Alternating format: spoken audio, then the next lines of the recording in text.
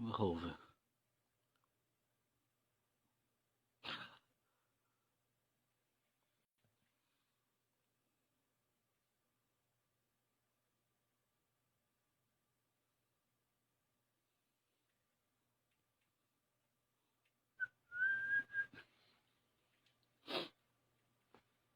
Hello, sir. LOL.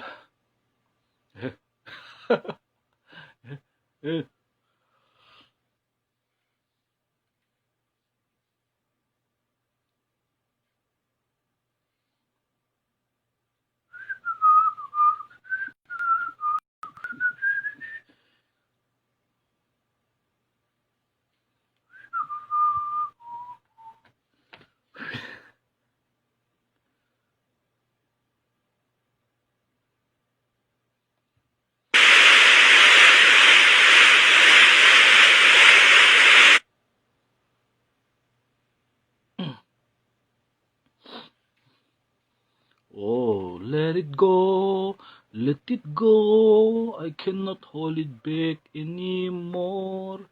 Let it go, let it go. Turn away and slam the door.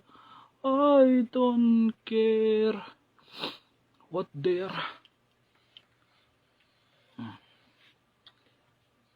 Off then. Lol tattoos present. Clown present.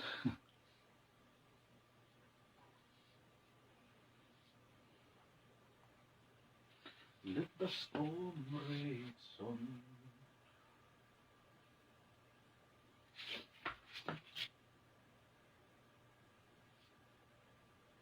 Come on. The cold never bothered me anyway.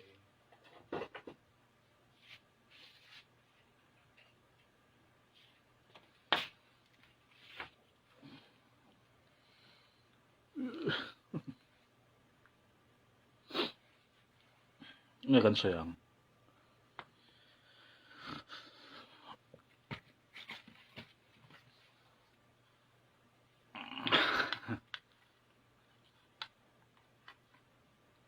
Wave charger man soy boxilo.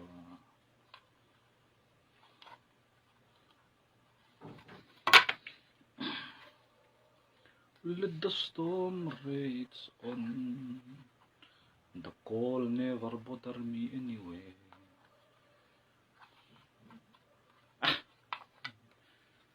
Mall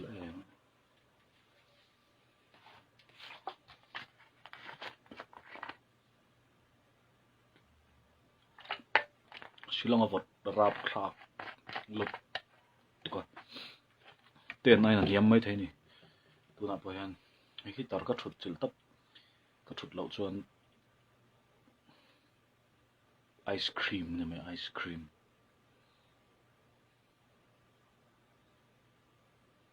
Mong suzy hi ai nai rem nghe. Sir, he give me mong suzy. Why did you give him mong suzy? Sir, he say I don't ngam.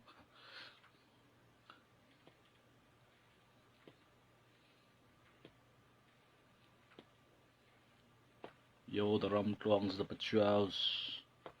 Low, sup, what's up? Welcome everybody. Koi thupiron boru. Chuan. Sana ka bunang. 9:15 vel ahan kan trana. Dagra khat aire. Tilo kan tum don niya. Darkar khat aire hi chu are ma mani. Ah thak thin. Katai re vaklo.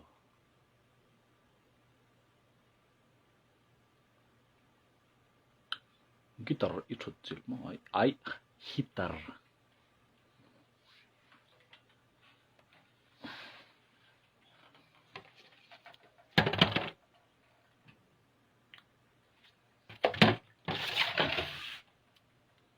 Hitar ko chut chil. Kan tum don mo nila. Aizol Mizoram a hian zan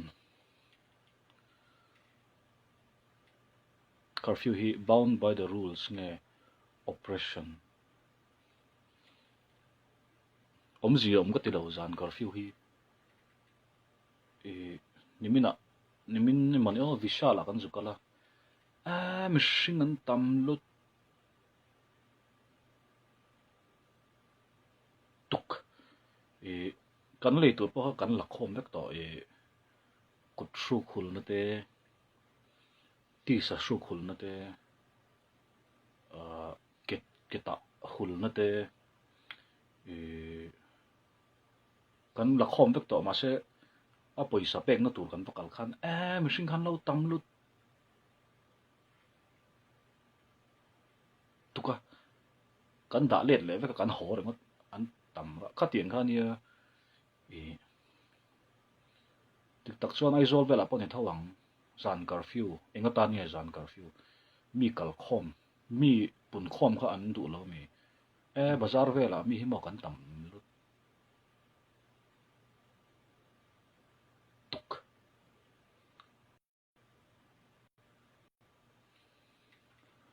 kan tam lut tuk mishing hi kan pung khom thau chuan chon zan curfew hi chu a chan dang om ani a om ani chuan thu ran nei se pun khom an hlo wang ni chuan in omzi om vak lo chun ai hian zan hein kan tam thei lo shim shu tham em an tam je chu mo vayang mai ne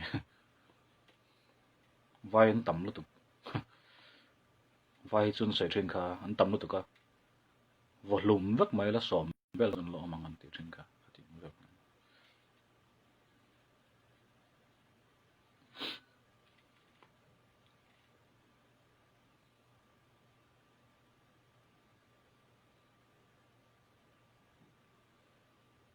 tu wang chon tha ka ti lo zan curfew a chan dang an sei thei te ni lo chuan in omzi om vak lo ting nge ser chip in thlan do ni no am ser chip by election kan ting nge by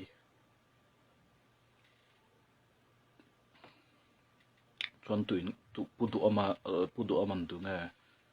a khin don tuin nge pudu ama king don sanga bom te kha nge chan sin zel football pet nu ha Facebook a pokron soi kha cement mixer chunga pet luta comments na khan ka thei ve om tho kan ti voi som vel pet lang chon voi khatal chu ka pet lu theng den ti ka tiang lam pang khan ni lo cái bộ voi già vel chu pet lang chon ka pet lu thei ma yang ma ro chu in promote kha ngai ni mo min na zong in an thei chuang lo ni ka tin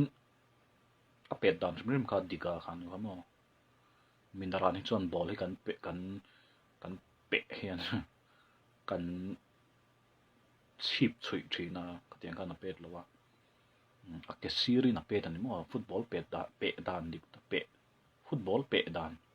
pet dan dik takin a pet ani ka a thiam ti kha hriat ani mo zan lam chi bai ya sumina sai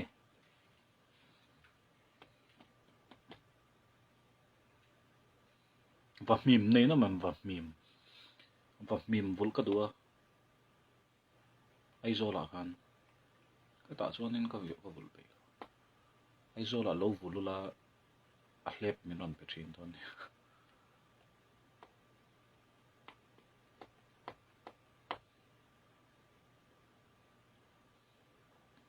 non wave chara sei tur wange opa wave jik cheo thil dang dai iwa chelo em ve itilui mi kazir na salutu hey chiat lo hi har lo he mit hi tia ti tur hin ma mit mula zir hi ne hey pa ngai chu he hi ne ma chiat lo do chan ma mit mul kha ti chho do tur ni chon moi hi at noi lam pang hi lut do tur ne ma ti do hian hey mel pa ngai pa ngai mo hei abui em hi set lo thut don chuma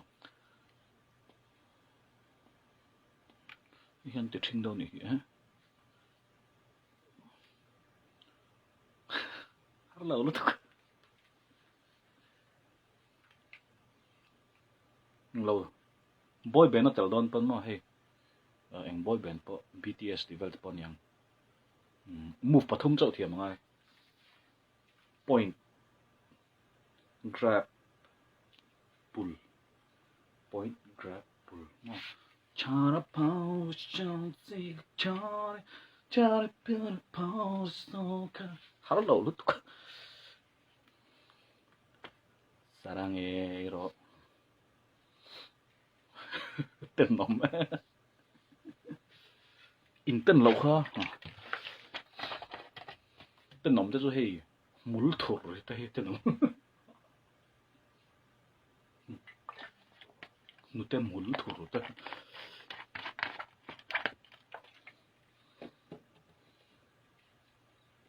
Korean soi ta cả chứ man lai Korean khắc này man lai Korean khắc anh về chuyện full house thì thế moment to remember thì thế à trong tập ha pa lu tuka full house lo jok moment to remember trong tập ha no có mít tùy chú cả lâu mà rồi chú cái nó sẽ về khắp mấy CD kan music video xem về tập hello tụi mà thì ha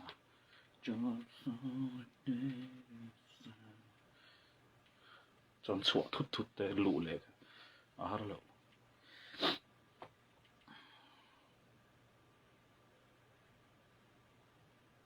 isana ha close up nei lo kang ujon che to te me ni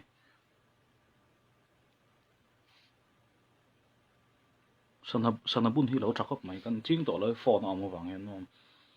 phone hi kan an le thina ma ro sanabun hi a tha ni kan ron tlak me le to kan wa sanabun ni chu mi lo mai la engai le kha bu chiar lai rom zo thu ta chiar lai ka lo nei bible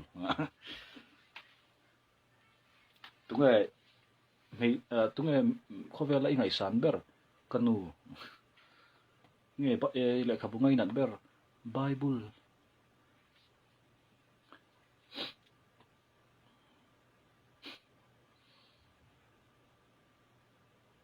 có tiếng contest ka va om lo ve tun lai enge imi padu zong pathian mi tak fel tak tunge pasal sual do du champai lam atang fans champai kal ngai mi lo champai I very want to go champai hi katui na lama hian hey history hi katui wang hian champai very historical mo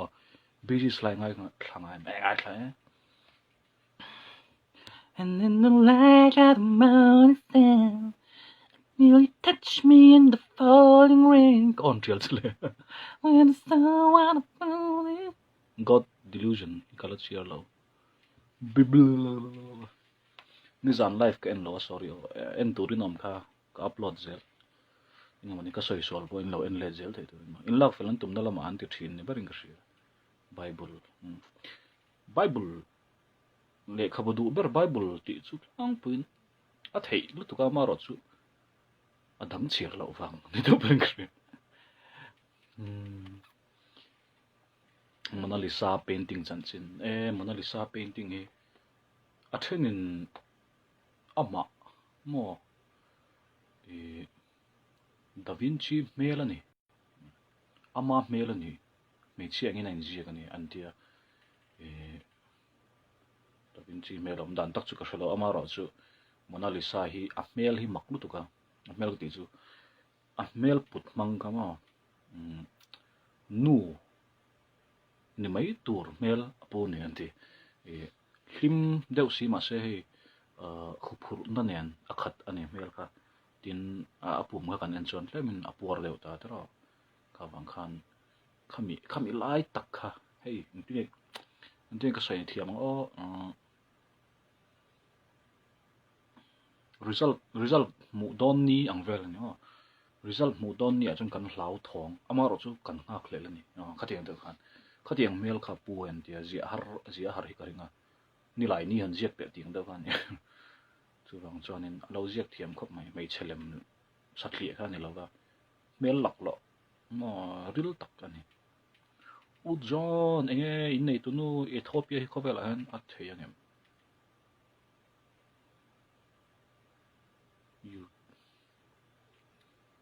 utopia ti niang utopia chu vanram lei vanram ma khotlang nom theyang ber khotlang fam kim chu tengai dana chon a om thei lo ni mania Andrew han ran so ya Lord of the Flies kha at shira Lord of the Flies ti le khabua khan tu kha jek tu kha en Conrad nya kha Conrad sangma chun la nau pang rual hi nau pang te rual hi clear car pakhata hian an tang ani in do lai wel khan ni wang khan in tin mani an watang ani khata khan an jinga mi khan in pakhat ain la thu da ber khan khotlang din angu kha tia khotlang kha din ta ne an din ta ne mo khata chang phat khan soi tu tur han an boi nga la ni nau pang rol si ka ma chan chu kom zong an lo nei ta tin tran zong an lo nei ta ngi zong ta an ne kha wang khan in party kha ron ha la ni nau pang e ti lo son ti khan in atop lama phe chon ti mai la enge tual tha lam pang type de to ma satanic thil ka tiang lam pang da ron tel to ni nau pang thon thu a si khan chu wang chuan in rul ro chuan in hei politics te bol lo na cham le khotlang in real bol dan hi tu thu sam lon san chu puitling hi kan kan corrupt lu tu ga ti khani ta tin mishing ngai a chuan nau pang chu an innocent da mo ka tiang ril ru khan pulo mo an ril ro thiang hlim kan ti amaro chu kha Conrad khanin William Golding so lo Miss Omnipart in William Golding atia ama hi English honors ania karing no pang a khan experiment kha be ta ni atak takan in lem lo na ma sen no pang hlang jinga po khan ni na in chu kha alo om le tho ni tin chu tiang che chon animal farm te kha animal farm ka shilpa sheti actress pakhat khan ale khabudu china kan seng che khan ale khabudu zang an za ta ni Lord of the Rings te hi ngai nam a chiar nam ka tia animal farm te hetiang te hi school nau pang te hi zir tir thin se te chu ala chiar lo ne chu kan ti mai animal farm ani wang khan in nau pang thon thu ni lem lawa Lord of the Rings te po hi afli ma chuan in hei a fantasy lu ka amaro chu nau pang ta na zian ni lo shim shim ani a pui tling lu ka animal farm phe chu nau pang chiar chi hi ani lo shim shim ti thap mai la ran rual na ma farm ma hian mo farm hi lo ti lo ne la ni chi box si lo khwan po ni box si lo ran huan ani mai chu kha ran huan a khan ran rual in ama vok te ar te bong te sakor te kha anei tupa om boka mishing kha nei tupa kha enge mi pa ngai ta ni mo ma se ran ho mit mu kha chuan ar te khanin adu na ron mana atal rengot zela kha wang khan ran mit mu kha ran mi ta tang kha chan a hlo om lu tu kan nei tupa kha wang khan an hel ta ran ho ka vok te ho khan man hroya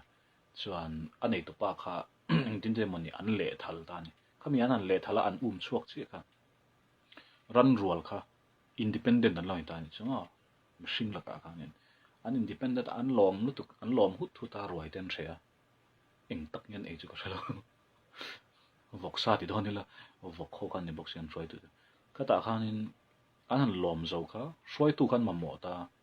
he ta Lord of the Flies ang che kan roi tu thlan kha lo ngai ta khalai tang che kan in then na har dom le nga la ni chu ran ro jinga po then vok la man tanga a then beram kel la ma te vegetarian la ma te hanan tanga chu amjia chu in then na ma party feeling hi kan pol in pol feeling hi chu no panga po ma rana po omzel chu lo share ve ga la har lo animal farm le lot of the flies lot of the flies is share har lo pan pan tu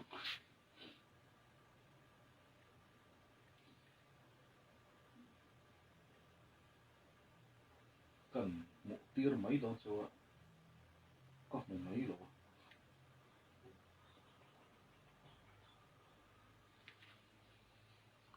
apan tu kan ni hey tiang well back ini lo animal farm page ma English in lo share la le ka bu dor vela pat tamang George Orwell azia Lord of the Flies ha William Golding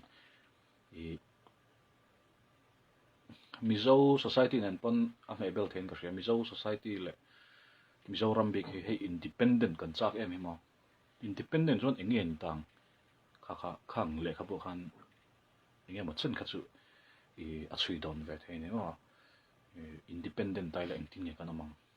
kha tak kha ran ho pan independent kan chak lu to anon independent ta renga ma se ano ka chon an buai noi noi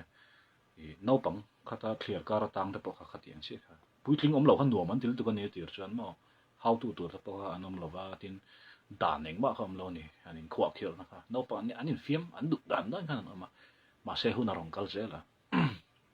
tual tha na te tiang kha thlengan Lord of the Flies film tin iran spela hi adik ber mi zo tonga chon ma film ti turani film pati kharang la film ani ni lo le film po an siam kha le ka bu ang lo de win arab thak lo nia Hollywood a hi chonin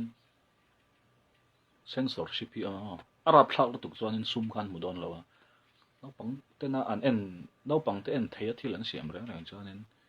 a hlok ani chu wang chune Disney hi hlok em ngai to la puitling film lo siam ta la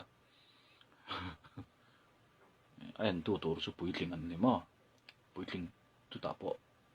sinema hall lo chwa don tha la mi pa de ve kan niang mai che kha chuan en du ma se an kal ngam kher lo mai thei ma se no pang film mi siam chon no pang en cha ka no pang an kal chon an nu le pa tin kal pui nge ngai ka pang han ticket pathum ani ngal tok mani chu wang chuan no pang film ma ka tiang arab thak lo zong khan an siam vek tong tu na chuan commercial Bible Christian ma sa de ka socialist ani em Bible khoila tak nge ka hru to lawa an nei ro sum te tho khomin petar te kha an sem rol le kha tir ko te thil tia khan in iswa zirtir te le Christian ma sa de kha an socialist lu te kani zia chu tuma nge private property nei big lovin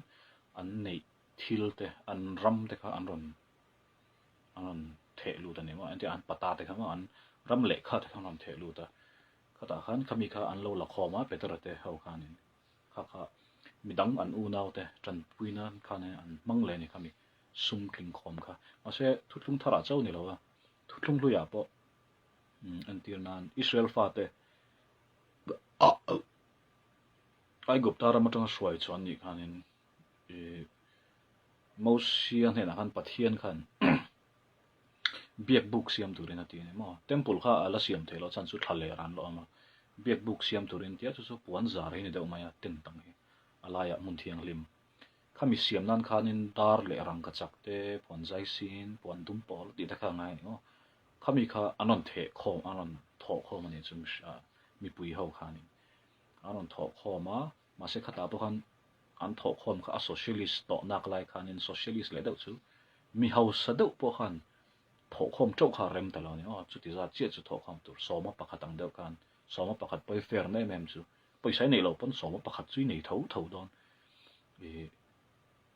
i ho sak pon soma pakhat kha chu 10% khan mai mo i re thei le kle mai ho sak le ta man mai a fair lu tu ngani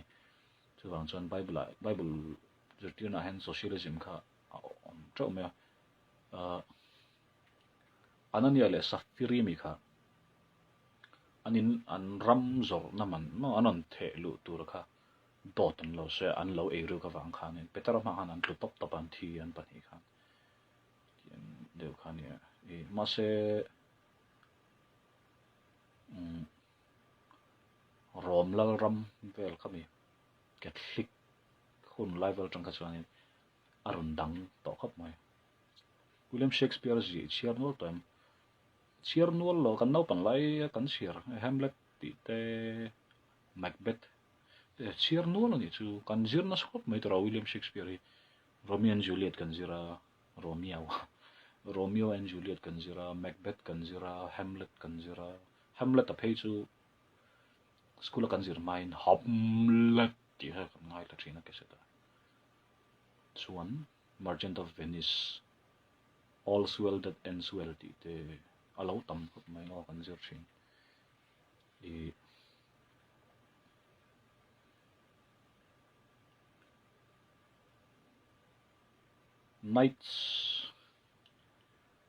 Knights of the Templar kami socialism Christian socialism kalzel tanghan rilruwa kalar sen rilruwa Knights of the Templar kara Jerusalem kha tu kan tara rom khat khanin aron om chawzel amaro chu atlut cheta ni ron nu deuh khanin atlut cheta rom khuwa kha takati Jerusalem kha Muslim han anu latani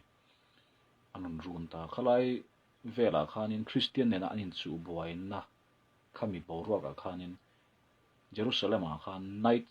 poor nights ma hai pasal thare thei yang chi pasal tha brok ang chi kha polana indina chuta an logo kan ti don nge an chin chena chu sakor pakhata hianin mi pahni hian chuang ani anin trom ani chu sakor kha khamina endir chu an re thei zia no nights te chu mi hausa ne tlang puin mani sakoran ne ya raman ne ya squire an ne ya chi along de mo an chem le ka tiang king tur te an thom notify tur su tur te kha an ne ni squire te bodyguard te portion paina ne trin mar chu heng khang Christian nights ka chu an re thei awang khanin sakor pakhat in trom ang khanin an logo khana langani chu wang chuanin chu wang chung ti khata tang khan khati thilin trom khan an war chho tan le pa no entir nan Jerusalem a khan Christian sumdong an bakal khan Muslim ho khan Muslim swam mang te khan an lo rok thin ta khatiang veng tur te khan khang poor nights ho te kha an bachok thin khang pasal tha au ka mo chuan khan an ning kha ron tha chho ta zela an moral te pawla tha amaro chu anan house satel tela sum tholom kha ron lut na sa ne chama ta rom po patang te khanin aron house talut tu kha night pakhat mat po khanin mani kul te mo castle te kha anan nei chauta chuanin capitalism le khami private ownership a khan aron chho jang chu wang chuan communism le socialism kan ti thrim thil in trom mo mizo po sem dam able thi kan ti kha alo ni reng thei lawa tuna chuan mani tang ma hai kha an survive zel to an house zel ti to meng tin khan an om chho zela enga tinge aizol ko thlera the kut do te kan lamu mo aizol ta chu kho house lu tu kan to ni tak chuan tu na pon lama tang chuan hei in chu tilu tu ka ro pui han ti turi om lo nak tak ma se ama chu a chunga han an lu chela a chang kang thei lu tu kan light te mo ha bulb ringot te han ni to lo tube light ni che si lo khathiam bang phen atang ron eng chuak te khati te le counter ma he kitchen po chauka te po thukur ngot po ni to lo tin chauka khanin chauka san te khan nei le tin khan athanin mini bar te ne tra beer handa ga tu khating khani to ni ma se po na chon kut do tu tiang bok chuanin biakin po ro pui to sound system ringot po an noi som tel man khani to ni ma ari to ringot po kha tin tholom atam em bok khami ya khanin alanda na chuanin kan ko san te po hi ala socialism ni kan tho kho ma sound system bon tuk te mo fellowship te po hi de tak chuan hei concert te na ang hi ni to ni mo light te ne drama te po t-shirt nen kan chang mai to lo vantirhkoh ni chuan vantirhkoh ang chia ani to na thla nei tur ni mo tin cross te po eng thei tur ni an thom no kim rom sipai ni chuan rom sipai thuam ni nei thuam to khát tiếng hay đó nè khami communism cara khanin mo khan te pa tho khom ve ka changa an lei ne ta khang budget kha ma se khami communism ang deuh socialism ang deuh om si khan a capitalist lu tuk thaw ni ka sai thiam lo sem dam ability thi ka sai tu min thiam em ka sa thiam em communism hi a fail sem nge leader te thiam lo communism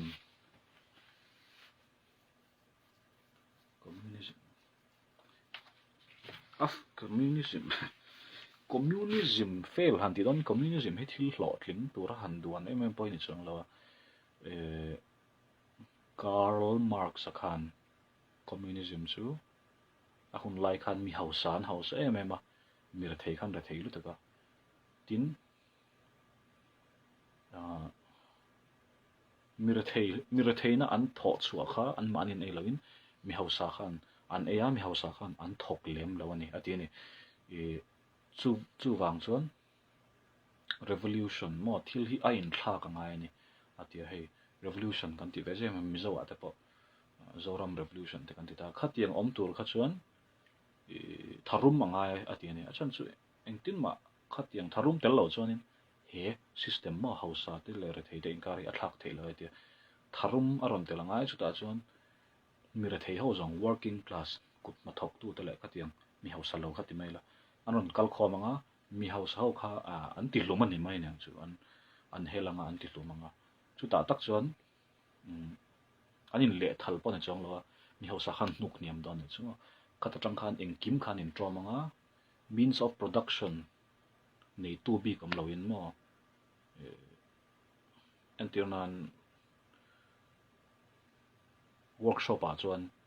anei tu pa ma anei tu pa han motor kha wa khoi to lem lo ni thu ta pa emo counter a thu chuan ma se thok te tak tak kha chu heta greece ten ma an bal ni leng ani ma se communism kha anti lot rin chuan kha nei tu pa po kha motor noi a kha ne na a zuk zang thal ve tur ani ti kha ni ta kha a hlot hlin thei thin lo na chan chu mishing kan ni wa ni ma communism hi mishing hian kan dal ni deuh ber tan chu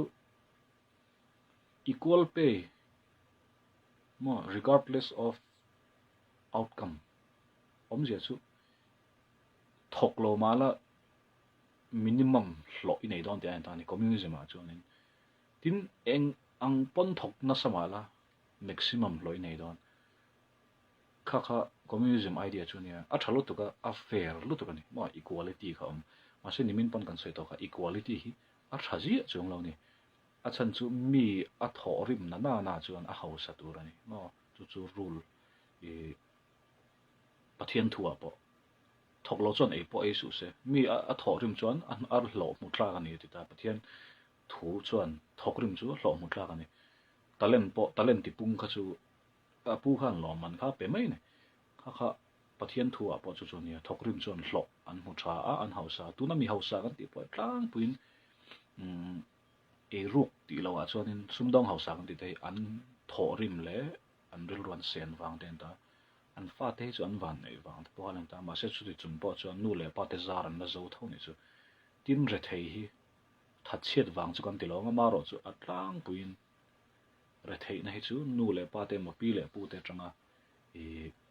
enge tai mak tok lo wang ni thein mo van doi om tho na chungin kha khovel dan chu ni mo ma se communism a chuan engang pon thok se ai nang vek ton an lo kha wang khana fail thin ani ko sei thui thei tu mo Vatican City laitali hi an sketchy ti vem Vatican City a mak ka ti deuh chu an hall thalak kha enola Vatican City chu Catholic ho mun puin ta ro Catholic in omem ka thalawa in om karina lo om po ni wala ani adik tho kha an hall kha amala matang en khan rule lu lem mang he no ni Vatican snake household te tin Google la om Bible han kan sia tur chin sia anga chu rin mol top mai tur tia an sei thini engi ngai dan han sei ve te ujon rin mol top phi ngai lova bible hi fing deuh pon rin dei ni kan hriat tur chin chia a om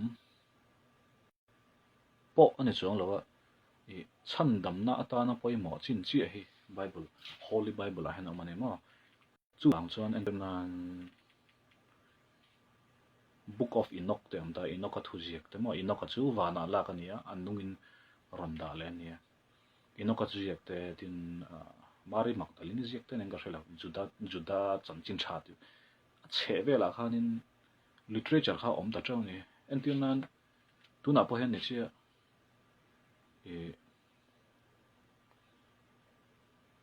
sangha bom phai zau sangha bom chung changa formal lekha pani vela omani entinan an vc na lekhan so mo le mla thian pai na aroin soifia na mo phai zau sangha kan bom tak tak lo ngoi kan do ni rantia chuanin vc chuanin voisom pani vel apu ka ni ti kha lekha pani ka om ta se a che vela han facebook vela khanin om ta chaw ni mo engtinge ngoi do pu thei mo khang mla som pani ta jinga mi kha ni mo he pa he putu oma hek tu te jinga mi khani ama po atlata ni hi dan ngai poi mo boka ama po hen ama chunga po hen dan hilek ni ro se ti kha eng amani kha ronom ta chaw ni khalai khan a kenon ka chuma a formal thu ka chu polin an chu ale kha mla thian pai moni na letter ron siam khani tan khami ta pani khani in niala chu ma se che ve khan in nial mani side khan lo soi ta chaw ni chu tiang che chon kan holy bible hi khami formal le kha khani mo min gun takan ngai to anwa in khom puya an ngai to anwa hei hi pathian thu chu ni an dia a che vela mi kha dot ve kan ye ti na ni chuang lo ni amara chu juda is koryatan a ngai da na zia ka mari magdalena ngai da na lo zia ve ta share kha apoi lo ni mo hei facebook apo kan share to ma se khata tak khan enge dik lo mo eng chen hinge ka oyang eng chen hinge ka oi lawang ti kha cheer tu thu le kan film khoran to chune ta apocrypha ti wang khanin adik lo vek ti an chuang lo an mani an diary te mo iso hun line mi pakhatin diary lo ziak ve ta pilatan iso chungchang emani lo ziak ta se do ta ti thei lo ni mo pilatan an mu ve dan kha chuan iso kha chandam tu pon lem lo mi ne zol nei pakhat mo wak vai pakhat pre mai khan ye ma se khang po kha apoi mo vek tho ni katini ko tunlai kelal du saka tunlai hian bekin saktan le kan in chei dan te hian mi har sa te tan in thlarsun am mi te vem silonga ron kal ru kan bekin te kan in me tok che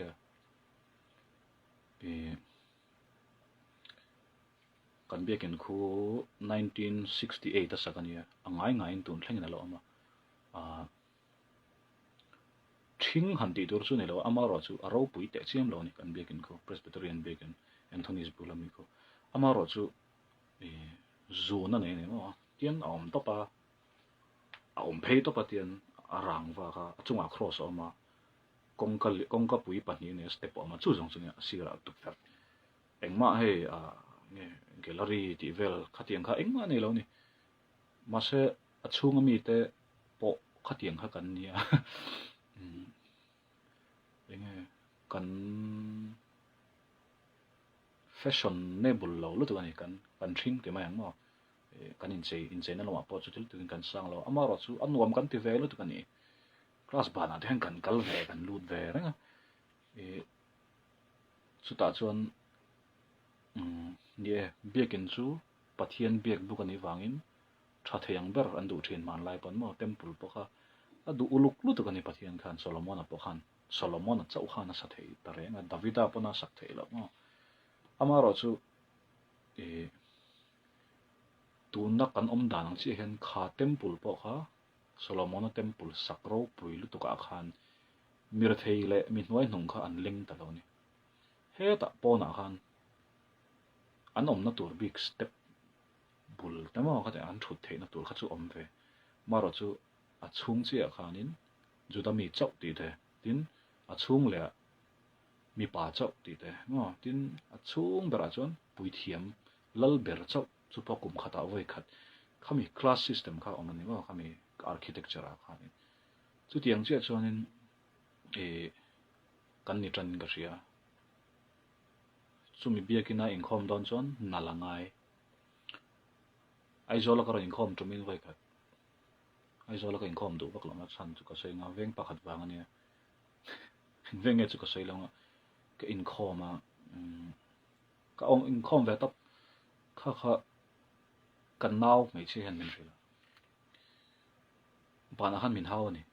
inga tinge ikal donin min ril masak lo ti inga tinge ga ti ike kor no dan kha athin lu tu ka ti ke kor hi no dan om ti pa ka lo shangai lo ni khang lai kan amaro chu aki dan kha enge mon style kha lo mani khang hun la ya an no dan kha mo tin ka no dan kha alo thing lu tu ka ni e chu kan no mar to ka kha ka hriat ve dan ni ma se alo thing lu tu kha ka naw kha alo za ka ni kha tiang kha ni nal lo tan chuan in khom in thlasson om mo nal lo tan chuan in Christmas roi po kal hre om kha tiang kha ni to chuan kan biakin kha mo om jiam lo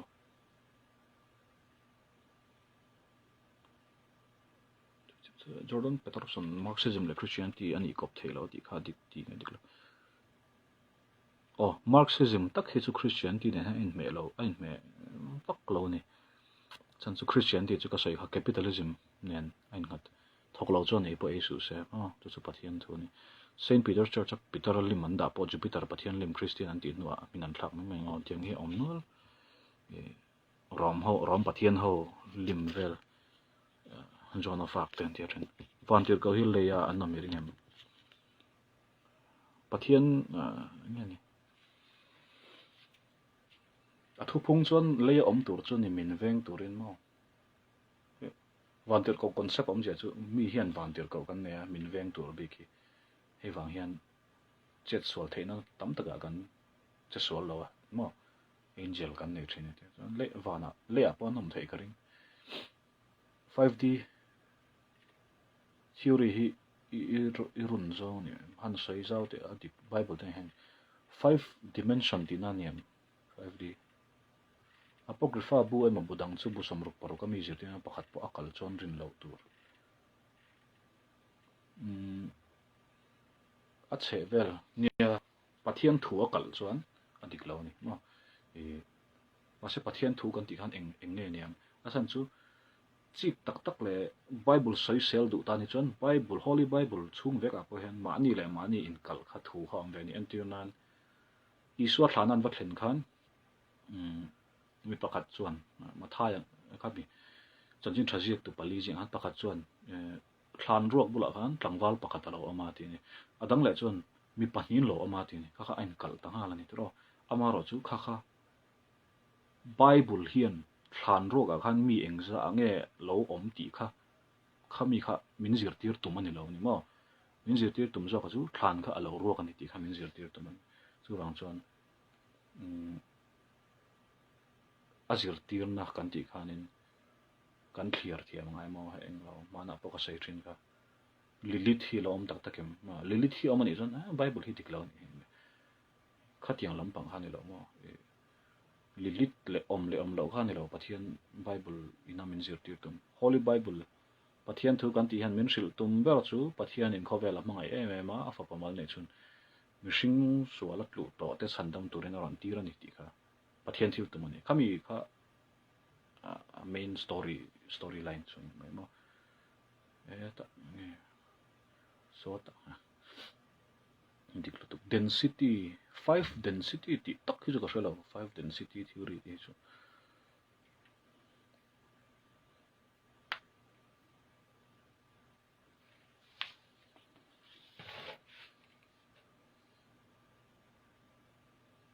ti zong hian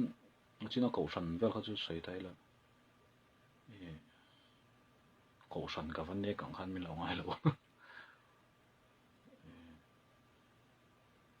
veng aizola biakin ro pui be nei maula veng me thei ei tur nei lo kut do chom tu tur nei lo ri lo ngai om na tur nei lo an om chuan om ziam lo mo khopuya biakin ro pui ber nei kha khami ne han ai kan se sound ring theng ber le tha theng ber saprama tangin cha chua noi za tel man bo ni se invenga kut don ama invenga mire thei anoma ri lo ngai om na tur mun nei lo bel tur nei lon om chu chu kha biakin khan om zia nei lo chu tak chu iswa pa na ron soi ron zir tir hani mo he temple hi ni thum kapot thanga ni thum chuan ka saleng temple kha an ngai ro pui ru taka ma se iswa khan kapot thanga ka thia tanga ni thum chuan ka saleng ama le main soi na ni chunin society kha ale thalani chuma iswa khan man lai tang to temple chung le chevel sum don nan no man mo dor parwa ten lo zora thoi tur chitin reng an lo zo han the avotar vek mai ni temple hi amma se hetiang thil bol loi om chon he temple hian om zia nei lo ma ka pa ina hetiang hi om tur ani lo ti abiakin chung tak chu kan ti 5 view thin mai theya tin na chung kan lo pan kan nal view pan mai theya ma se aveng a che vela mi re thei te khatiang te kha sound noi som thum man le ai khan tle ma che de ulek noi som ni panga man phalo leula noi nga khan engeng ti theng ma mi re thei ta nian vantirhkoh chu mihring pon ni thei christian ma sako sam soi tu po kha vantirhkoh dina ko ve tho angel messenger ko ti so po kha old testament po kha isu po kha pathian ani angel hi mak te mai la he thanei khatiang vel kha kan mi thla da nia ma ra chu nia thu thlung hluia kan hu dan tlang pu hi chuan abrahama kum zatam na kum som kwa kum za chuan nu fa a nei don ti ron thil tu te kha angelan nia mo pathum nge pani pathum mo an ron kala an ron kal ve top mai ni mihring ang khan chuan mihring angin anom ti hriat na chu abrahama khan kapulo thru welcome tur kalo siamang chu te an thua dai lama khan in sarin na khan tur lo siam ro kha kelsa nge beram sa sup kan siam nge tia sup te kha pa pe vela an eya an ina vantirhkoh an ni mo kha tin pathian concept a hian trinity te hi engate kan buai thin ka tia chan chu pathian concept a hian number hi buai lo ni mi pathum anong kala abraham khan kalal pa ti ni an pathum khan kalal pa ti na ko ni an vai khan arwalin mo om je chu an vai khan pathian vantirhkoh ani la khan pathian essence khan sei vakatuma kalal pa te u ti lo ni chu kalal pa ti tapani pathum ka chu tiang bok chuan isaka nge jacopan vantirhkoh buan po khan a buan thei hrim kha mihring ti sapu ni ti kha hriat ani ma a khel ro moi pa chuaw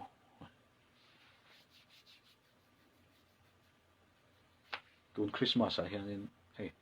ruai te om don lo ta sain dong don ka ria sake ji khat tho antikem i ruai the ai eng pon se christmas bazaar te kha om lo tur ang khan ka lo ria paisa chu in nei veng tora klema zong chu mire thei ne na pero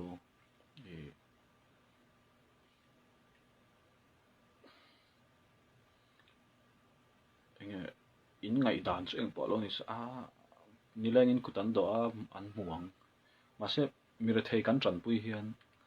an ma ni kan tran pui ai ma hian ke ma ni tan zo kan mo luan chua hrim kha kan ta na tha chu pathian thu po ni inina kut dorong kal ta se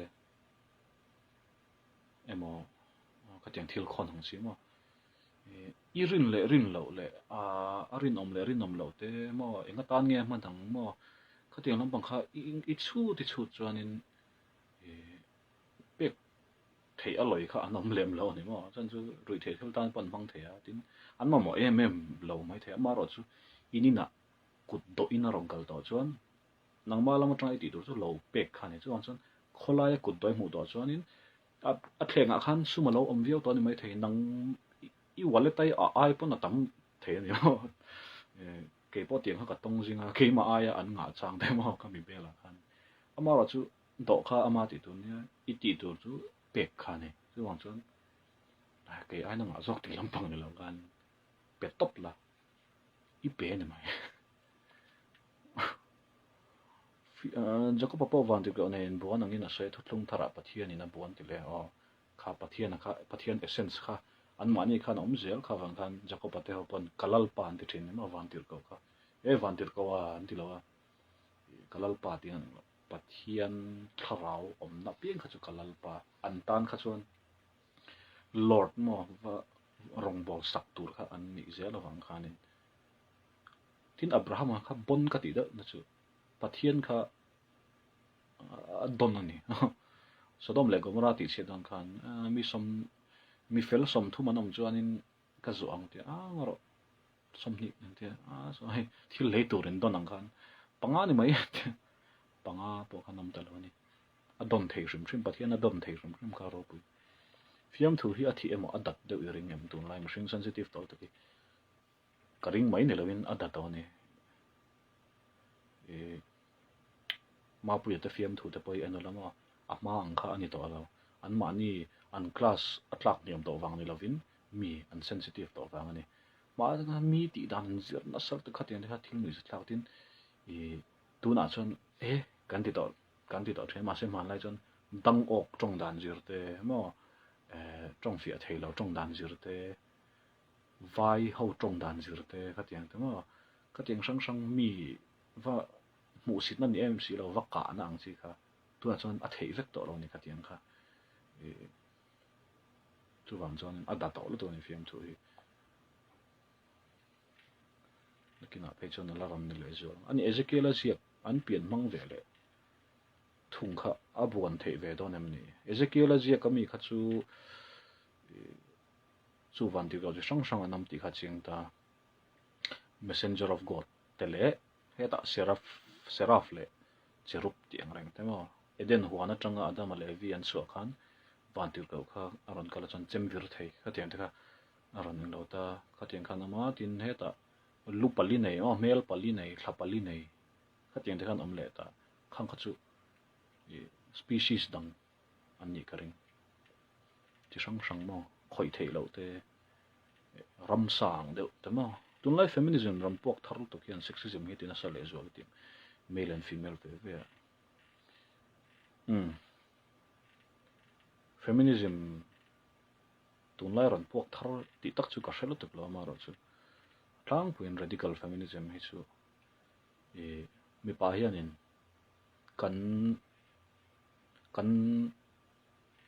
kan tui lo pha ni mai chu feminism tuk chuan mi pa hian atlang puin kan du chu nu nap te no huai sen lu tuk mai che huai sen lu tuk mai che lu zo le lu tuk te tlang puin mi pa hian kan ngam lo wang hian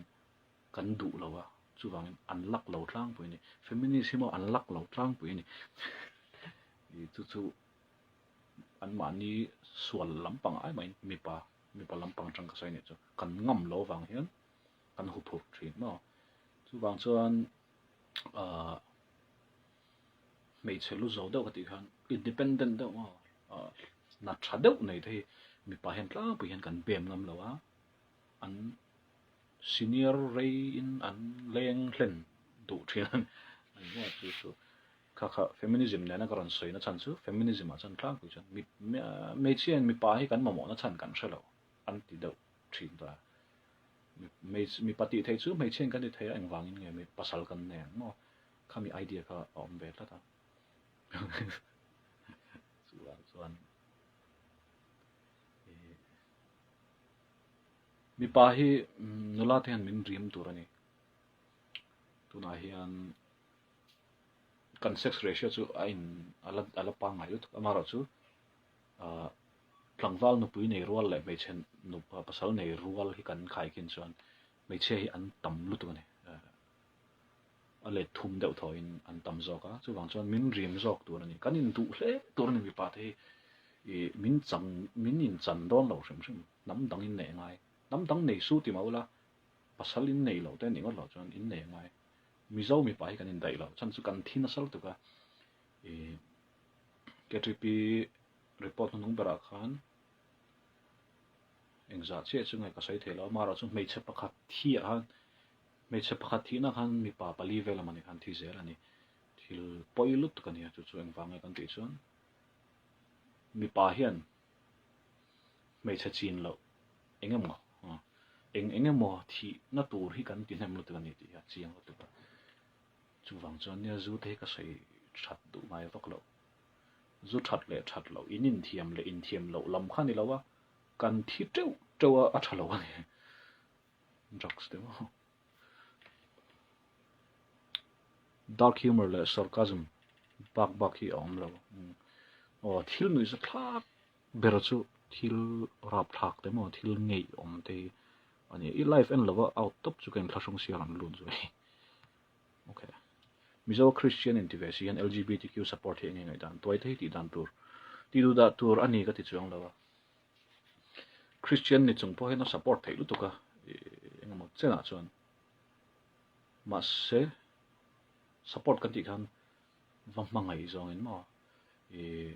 lesbian te gay te inkil toi tak te katiang ta pathian yan mangai ve tho cheu ni ti zong outreach mo a mangai zong ang lo ka chu a Christian lu to ka ni amaro chu pathian in ho tak le ne ka paila la ka ru anti ve mai ni hi pathian in ho lo re reng cheu lesbianism homosexuality ho lo tiang zong chu pathian thuan kalani englong chi he mai zu example lo mang tai la zu ngolvei te rui hlongai te va mangaya va chom do la va tan pui hi a Christian lu to ni mo kan en sang tur ani lo wa kan musit tur ani lo chu a Christian lu to ni va pui kha maro chu lo karo zu chu pathian thu in a sual potil hai nem zu te chu sual ani hai nem lo karo kan niang angin pathian hemin pomani ti deuh huam ti deuh pot kha chu a antichrist du pathian ti zong hian kan zir tu ni LGBTQ ne mo zungol vei rui hlo ngai mo khatiang kha eng polo ni se kan zir tir dan ni ka rin chu pathian hian a huwa cheu pathian hian en thil ti hi du lo ne mo zurui in ti bai the du lo rui hlo ngai te hi rui hlo ngai te hi tha te lo homosexuality te hi tha te lo chu tiang bokin khatiang nei lo te apo khan chapo na te huwa mo zu in ngai mi lo apo mi chapo pathian na huat ber mi hlem hle mo mi charity pe treu ma se e ru thau si mo mi patran pui reng ma se e ru thau si khatiang bo pathian na hol tu ka pathian hian min hovek suala khat vek kan ni mai ngai dam di lila ti to lo ila karu pathian hi piangu khatiang jong khan kal tu ani mo gay le lesbian chu apom ve kalom tiang zonga in zir tir kha chu support pon chi lawa in bum na ni pathian khana shem le don tho khatien ti kha chon chu ai chon sim dan tu le chu ta chon boi thla don ve chu ti toy thei pathian siam ani an ti hi dikam tuai hi chu pathian hian asiam karinga hormone chinang lo hi kan amani ma mishinga nu dau te pa dau te mi pa po pa dau anama pa lutuk lo te nama mi pa tho mei che po chu tiang che chon amaro chu gay gene hi a om lo ni science a hian gay a piang mi pa it sa hian a pian thei lo ni ka ti ani chu tuma kan pian tirin it sa kan nei ngai lo kan ron thang liana ke mani hormones genes om sa kha mei che it turin ren siam chawa mei che te ka kan star tran vel ta tro kan klei rol chaw kha mi papa ngai mei che it the tur han min siam ani mi gay turin tuma apian thelo chan chu jeans a om lo ni toy thren khati chuan hre aman ti ve lu tu kan en sang tur ani lo ni chu ka sai tu ma se kan en san lo lama han gay big sang pathian in poeti hlei nem ti angzong ka chung kan in hril tur ani lo chu achan chu in bum na ni toy hi chuan fight na sa angai ne mai mi pa ngai turin mishing hian kan vek dot soi hi kan pian pui vek ani tuma dot soi turin in zir ti rangai lawa tual tha te pawh hi dik tak chuan a din hmuna awm lang chuan I that theiang kan that thei vek tual hi maw dik tak chuan enge so ruk te pawh kut kem nei te pawh an awm ta kut kem nei lem lo pawh kat in ti kong main thil hi ka ru lawang ti thei ani lo ni chan chu mihring kan nia thil ruk thei na maw ruk ngai tak chu ni la I ru theiang chu ka sei am je chu nangma khang na awm sa ni chu khang suala kha ma se khami la ka kan in chan him na le kan in ven na tur chu kan ven thei dan tur chu ti lo kha ni maw tiang cho mi pat mei chiat na le tiang pong sual ti te pawh va ti lo kha ni mai chu tiang che chuan hei homosexual ho pawh hi kan in zir tir dan tur ni ka rin chu an ma ni gay an ni na hi sual ngor ma va mu sit tur angin ngai lo tur ni ama ro chu mi pa an it na kha ataka an chan tir lo mi pa an wa ngai zon lo chuan pathian mit muwa khanin an thalu tu khat lu khom lo ni mo sacrifice lian lu tu ni mi pa it thin ni na nupuya nei tluka pathian mangai nam lo ni pastor tam taka nom ka tiang I Ravi Zakres mission a point gay pastor ma se pathian an mangaya pathian an zawanga nupui nei lu ya it lo chunga fa nei pui chau ta nam ka ase pathian khan lim na pe ne mo an chung ko khati han amal som char jan chu tiang che chuanin ataka va chan tir lo mo ke kan ni lo wangin a har tur je chu ka shalo ama ro chu ke ma po khatianga thil har tak khom ve ne mo antir nan zu te hi tui kan ti lo po ni big lova mari zuk te po hi anuam cham ti kan thelo po ni big lova pathian kan manga e wang tle kan ti sam wanga in sum kan ni mo atakin kan chan tir lo kha chuanin pathian ma khanin claimin kan ngam pa ve deuh thei thin ni chu gay solution chu ne do pa kar ke toy train khati chung sang toy hi chuan fight na sat angai tu po hen kan fight angai a then tan chuan har sabi ka man ni tungai man jana number 4 ka safar me ka ran ti ka tiang te po kha that du wang le pathian nei du wanga safar sham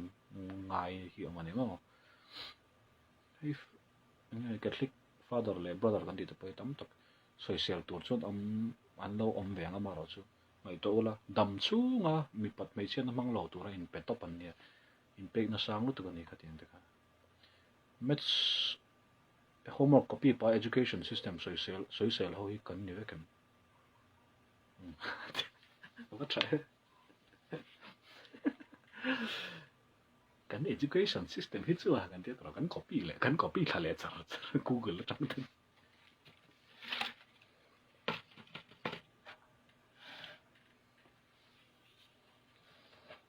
soi thiam phop mai kelal du saka zial zu ki swala ni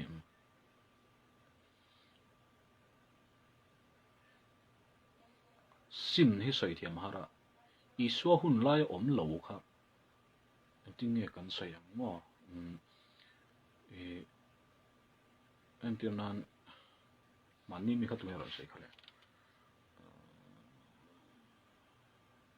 porn en hing tinge swala ni thayang bible in zia khlei ne ma tinga bible hun lai kan om lo ani o khatiang film thalo chu wang chon na sei lo ni tiang che chan zial po hi inga tinga thalo kan ti chuan swal kan ti hi tlang pui chuan ma ni tak satana thalo ti lui kha swalani zial chu ka tak satan thalo ka tak sa chu pathianin a chen na tur na du ni ka tak satana thalo chu wang chuanin ka ti khan ka in sum thei lawa chu wang chuanin swalani mo swal level sang om kan ti thin kha bong hu te powder baruk le mi va pong swal kha a level en nang lo ma ro chu thiliti ru ka wangin bong te I bar ru to kha engemaw chuan level swal na kha chuan thong mara chu pong swal te chu as extreme tol tu kani khatiang kha sin level kha nge ni tin hian thil swal pakhat tal kan ti vekin karing iswa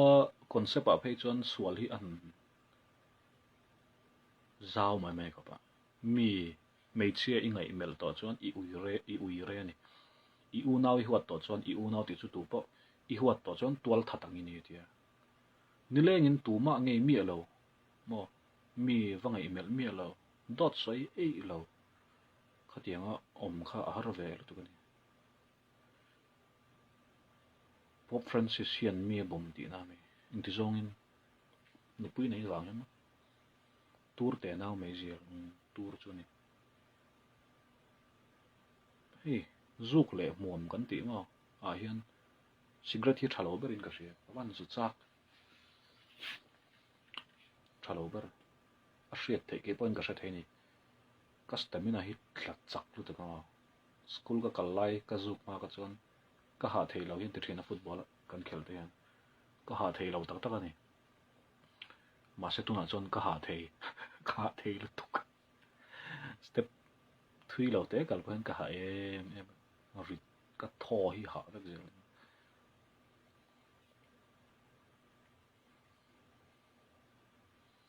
ke mi nge kim kim ke mi ngale kim kim hi mi dang nen te khin lang chon kim kim ai ka du zong se ke mi nga pa a chon e ka ngani chu ka ti che lo ma ro chu ro khum beu hi eng lo niam ki nu ni hlai man sak khai niam azong na sal tuk che ne i ti chon su phian na pomati kha article le news lama ala ai kha an miss ko to ni ama kha e civil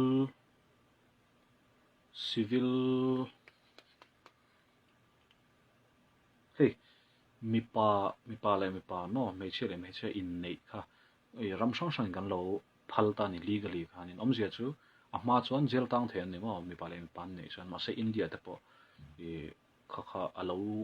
decriminalize ta chu wan chuan in an jail an tan khel chu ti me ma va mu sit kha ngai lo ni ti na ta chu tak chu nia pop khan sai chu decriminalize mo civil union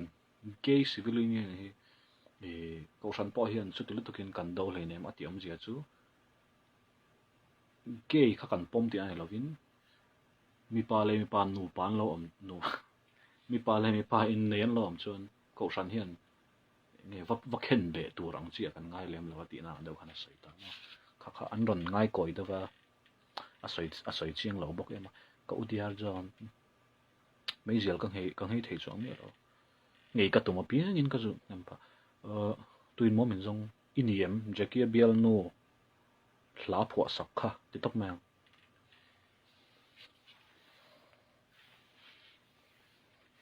rau khum đâu ha rau khum INC thì hai niệm YouTube mẹ tóc đâu nữa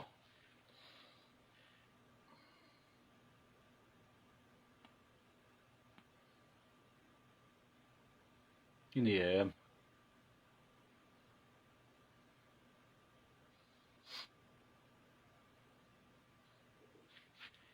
ini lâu mày vong ngồi thầy về buộc con nghe ini lâu ini chứ rau khum béo off cassette cái niệm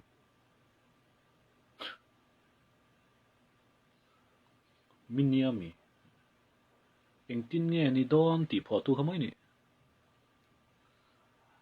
anh tin nghe ni John